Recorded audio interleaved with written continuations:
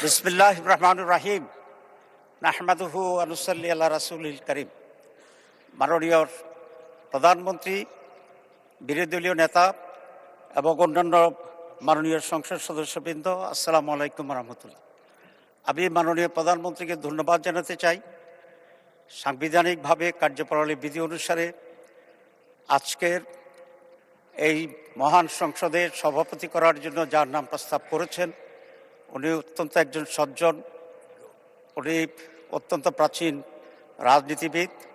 আগামীর অগ্রগতির ভিত্তি আনোয়ার ইস্পাত, স্ট্রংগেস্ট স্টিল সিন্স 1978। উনি যে দলই করুন না কেন, আমি মনে করি দেশের সকল মানুষের ওনার প্রতি আস্থা এবং শ্রদ্ধা আছে।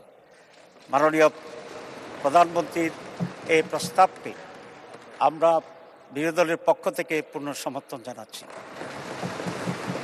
তবে এটা আরও খুব ভালো হতো যদি মাননীয় প্রধানমন্ত্রী বা তার প্রতিনিধি এই বিষয়ে বিরোধী দলের সাথে একটু আলোচনা করতেন। আমরা অবশ্যই তখনও এটাকে গ্রহণ করতাম অত্যন্ত আনন্দের চিত্তে। তো আমি আশা করি আগামীতে এই ধরনের যে সমস্ত বিষয় আসবে আলোচনা করা সম্ভব। তো সরকারি দল বিরোধী দলের সাথে আলোচনা করলে পূর্বান্নেই এটার পরিবেশটি আরও উন্নত হয়।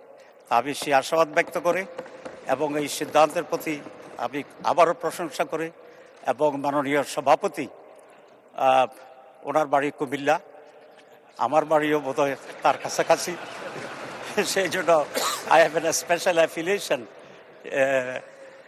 ওনার সাথে আছে। সব মিলিয়ে অত্যন্ত আনন্দ চিত্তে সমর্থন পুনঃব্যক্ত করে ধন্যবাদ জানিয়ে শেষ করছি।